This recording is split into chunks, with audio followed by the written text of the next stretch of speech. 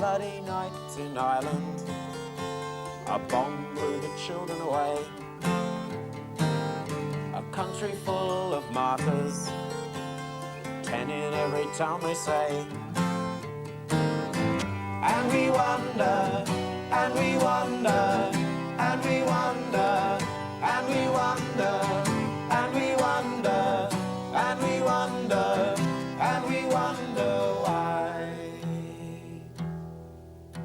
While all of the children cry. And that's it. What did you envisage the instrumentation being in it? Well, we thought when the three of us arranged it, that keeping it fairly simple, but basically like the way it is, basically in that sort of folk format, or sort of folk feel. Well, we thought about that about halfway through it, that we should have say drums coming in then, sort of to drive it along a bit, sort of almost street, like martial music, Yeah. What, just in that one part, or? Yeah, well, I know it sounds funny, but that's. Well, I know. I think I know what you mean. I mean, I had sort of similar ideas myself, but to actually just play a military beat would be a bit crass, I think. But in that sort of style would probably, be the idea. Yeah, well. Like I don't want to. I don't want to have to get there and go. All that sort of bizarre. But yeah. But I think that's the sort of thing you mean, to remind you of something like that. Can you do that? Can you make a? Can you suggest that without doing that? I reckon so. I'd probably have to work on it a bit, but I could probably sort of, in the back of your mind, remind you of some sort of marching ceremony. Yeah. When I go, especially if all of the instruments, or the bass and synth and drums are coming in there, then me doing that on the sixth string is going to be fairly paltry. So do you reckon you could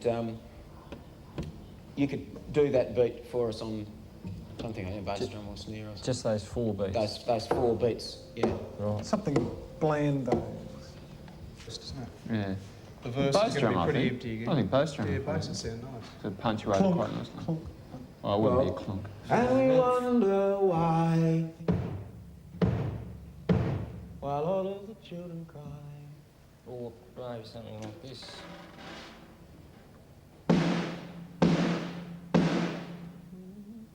What about the floor tom, Stu? Ooh, it's a bit medieval, isn't it? Well, when I first left school, I did a carpentry apprenticeship, which had absolutely nothing to do with music. Also, I was very, very unhappy through that stage of my life. I just couldn't wait to finish. But it would have been pretty well impossible for me to become a professional musician straight out of school.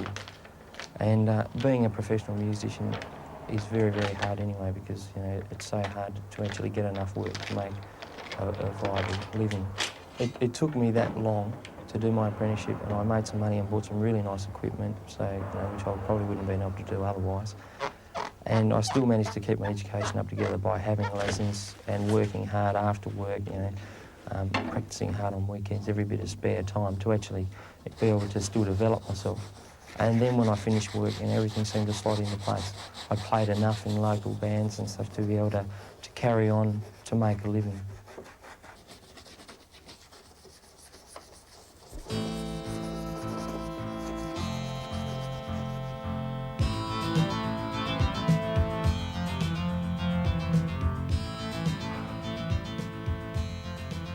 I use a computer to compose on for the sheer reason of not being able to play a melodic instrument very well. So I can take time to program the computer slowly, piece by piece, and then play, a whole composition back.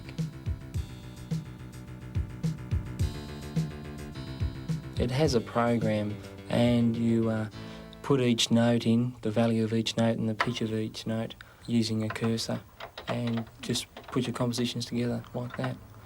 The particular program I use has 8 parts, so I can run 8 different parts of a song, so 1 part chords, and a bass part, and a melodic part, and maybe just a few extras, and a PGO every now and then, something like that.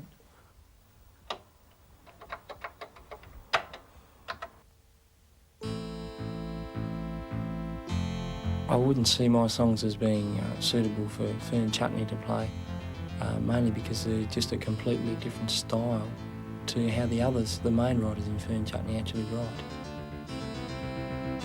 My songs have basically got a very modern sense about them, whereas the Fern and Chutney material is traditional in a sense. It's new traditional music, whereas I like music that is, I like to write music that is completely different and new.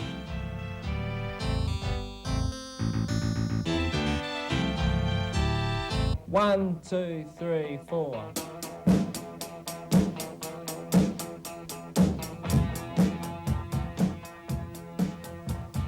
I managed to get a job teaching mainly people in the teenage group how to play drums.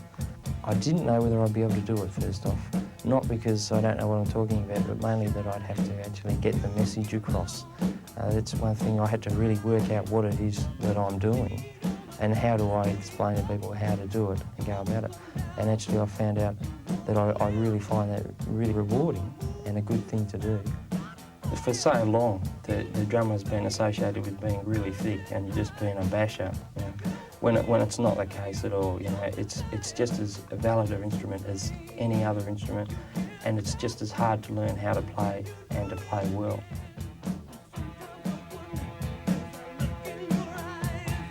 It's not a melody instrument. You can't hear a tune on it, so therefore you think to yourself, you know, it's not really a musical instrument.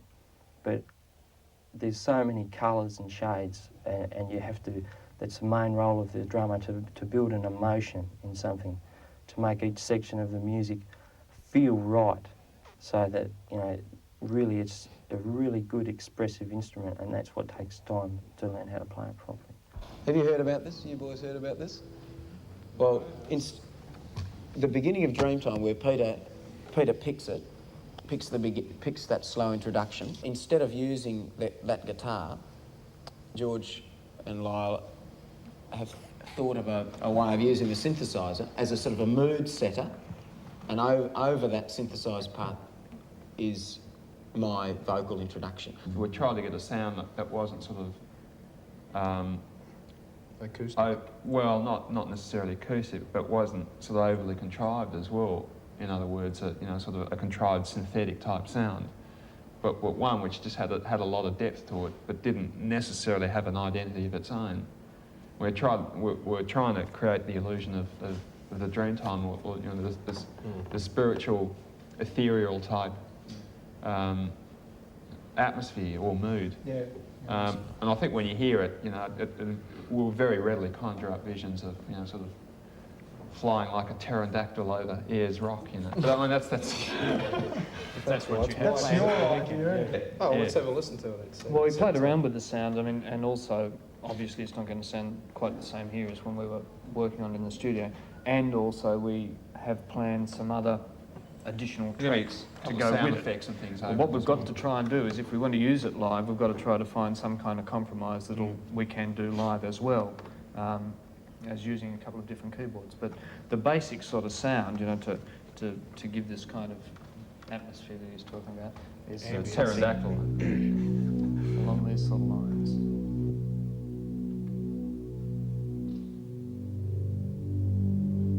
And then a string sort of wall or curtain of sound, which is basically made up of that plus a top end.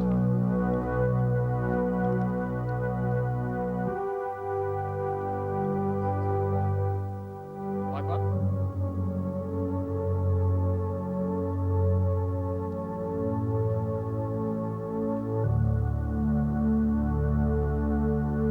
Those kind of sounds. Top end would be a little bit fuller and a little more complex than that.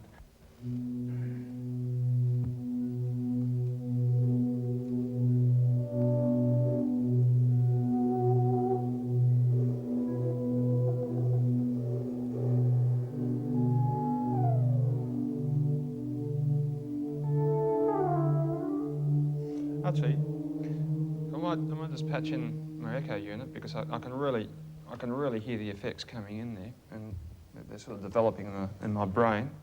Oh, gee, we better get them down quick. It's a gecko. There, that's the mating call of the gecko.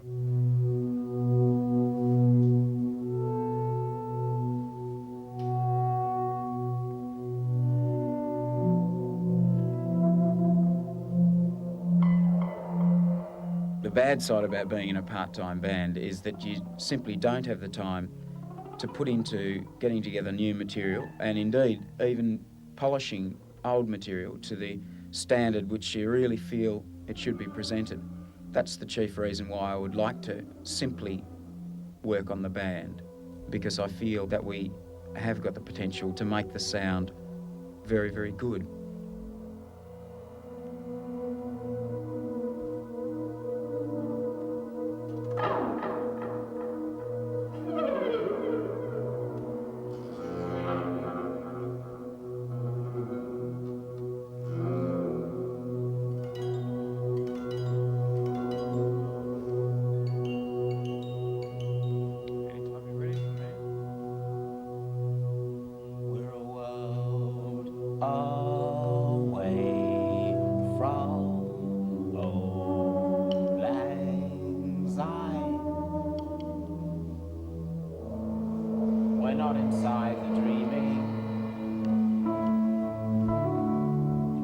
We're not inside the land. For 2 centuries we've been tourists, and we've never kissed the spirit of the land. The good thing about being in a part-time band is that it gives you a break from your everyday work, and it gives you a creative sort of satisfaction that I couldn't get in any other way. Yeah. And we actually on stage we wouldn't want to go too long.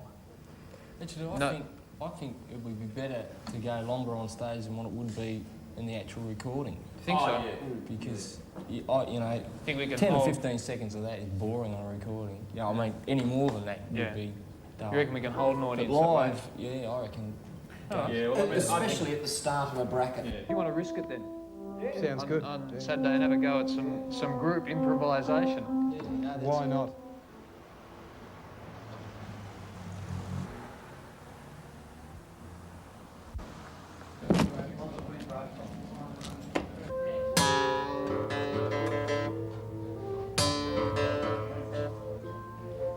One, two, check, 1, 2.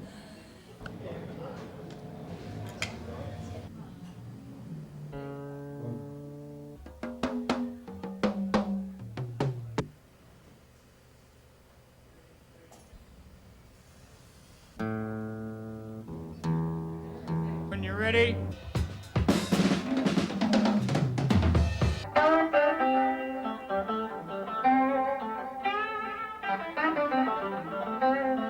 Yeah, that's fine. Sounds okay, 1, 2. Is that balance okay? 1, 1, 1, 1. That's good. Well, I aim to tune the system, one, to give me a lot of separation on the instrument so that everything can be heard, and to get it to sound like a record, so that the people are going to hear the best quality sound that is possible within the limitations of the venue. And also you have to allow for the monitoring so the band can hear themselves properly, because there's a lot going on stage and they have to be able to hear what they're singing and hear what the other people are playing, especially with a band like this that are using a lot of acoustic instruments. It becomes very difficult. I use 20 lines from the stage. I've got a bass drum, the snare, the hi-hats. I've got the 3 rotor toms. I've got the floor tom. I've got the bass, which is on stage right, but I look at it as left. I've got a bass on the other side of stage. I've got an electric guitar. I've got 3 acoustic guitars on that side of stage. I've got a 12-string acoustic guitar on the other side of stage. I've got the Fender Rhodes and the synthesizer, a saxophone and the 3 vocal mics. Okay, we've got a volume control here which controls the level of the instrument into the desk, because some instruments are a lot louder than others. We've got 3 tone controls here, which is basically your bass, middles and highs. We've got the 4 Q sends. These 2 here are used to give a mix to the band on stage for their monitoring. These 2 here go to the effects. This one goes to the digital delay, this one goes to the digital reverb.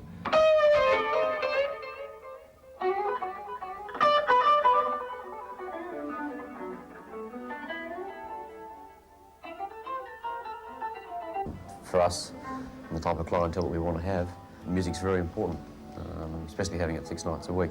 So people can come here any night of the week, and there's always something on, and it's live music, it's not tape or anything else. We're happy to try new bands all the time, but generally most bands will come to us with a tape, and we'll listen to the tape. And that's just a tape from one of the recording sessions, or practice sessions.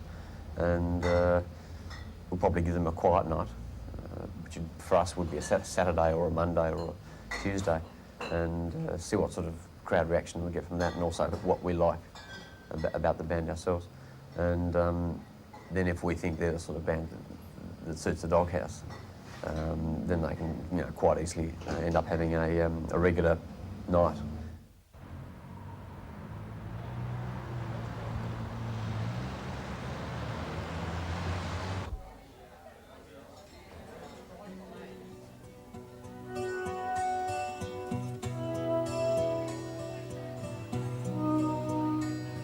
We're a world away from old lang syne. We're not inside the dreaming. We're not inside the land. For 2 centuries we've been tourists, and we've never kissed the spirit of the land.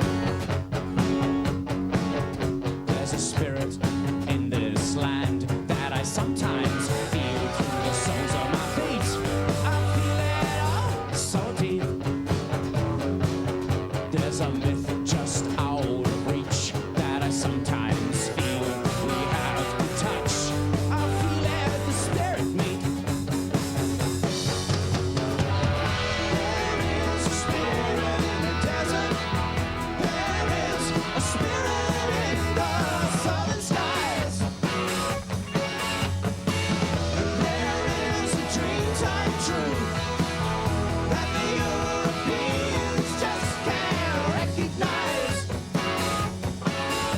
They patronize.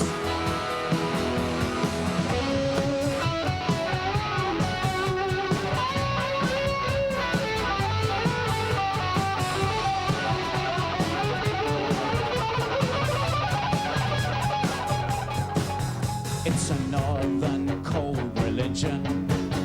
It's a northern colored white.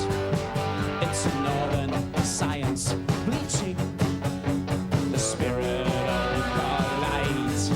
It's a northern factory owner, and it's a northern mining rights. It's a northern smog that's swamping the southern light.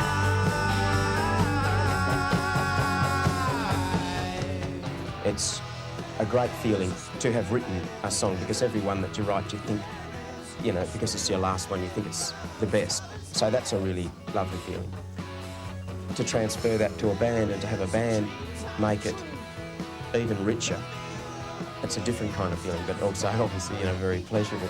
To play it in front of an audience, and especially when they like it, when they've never heard it before, that's an enormous feeling of satisfaction.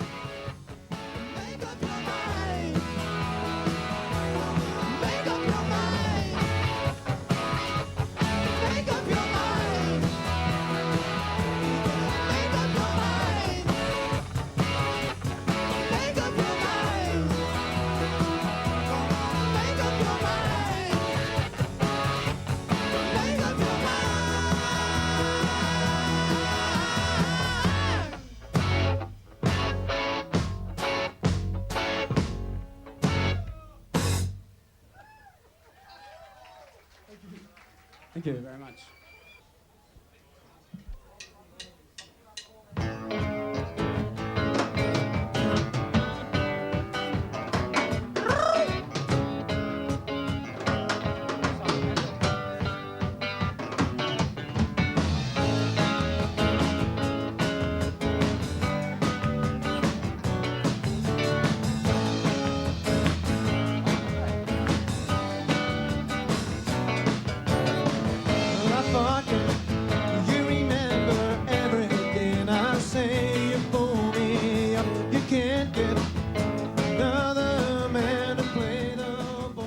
When you're performing, it's almost magic at the moment.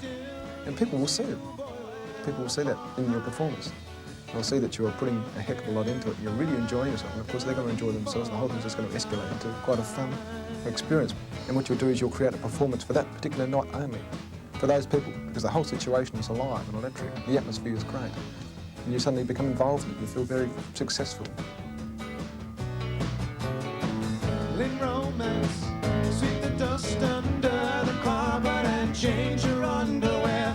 You're in every car that passes. I get a pain from straight in my.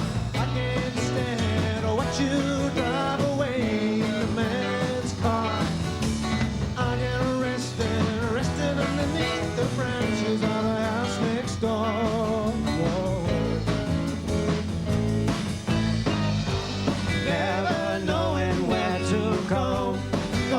Shadows in my room, only girls' faces messing up the gloom. And I'm drunk and falling out of bed, quick dressing, washing up.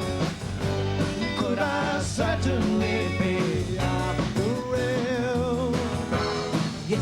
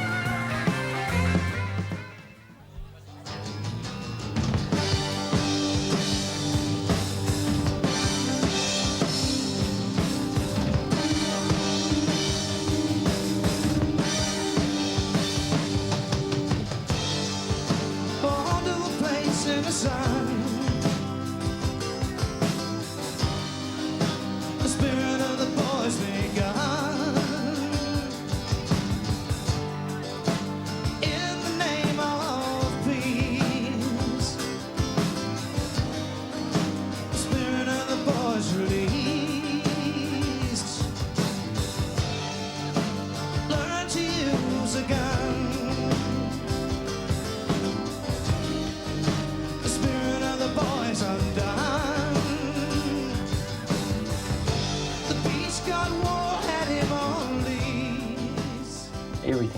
towards a total sound picture. But without the right emotion coming from bass level, which comes from the drums, really there's a lot that can be missed. And if the drummer's not right, then the whole product won't be right. A drummer needs to know, about melody instruments, and people who play melody instruments need to know about the role of rhythm. It makes them a far better, well-rounded musician.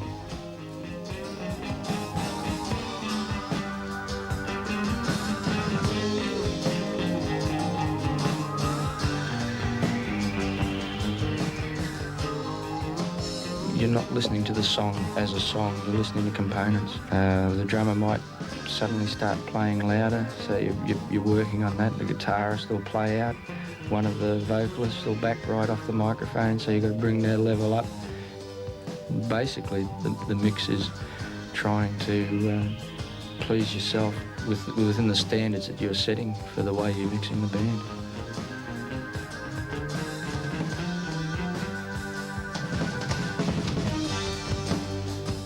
Music's about emotion, essentially.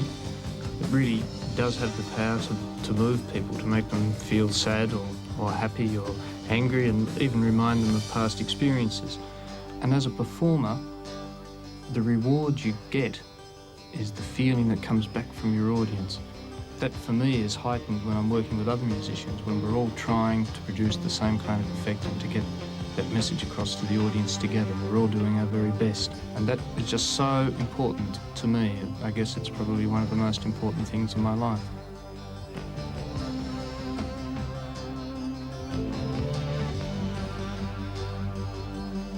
Now the vets are home and don't belong, so they talk of times and war and Vietcong. Machine gun nest they needed to destroy. Suicide grenade, some said it was the boy. The third and final program about Fern Chutney looks at the recording process and the production of the band's first album.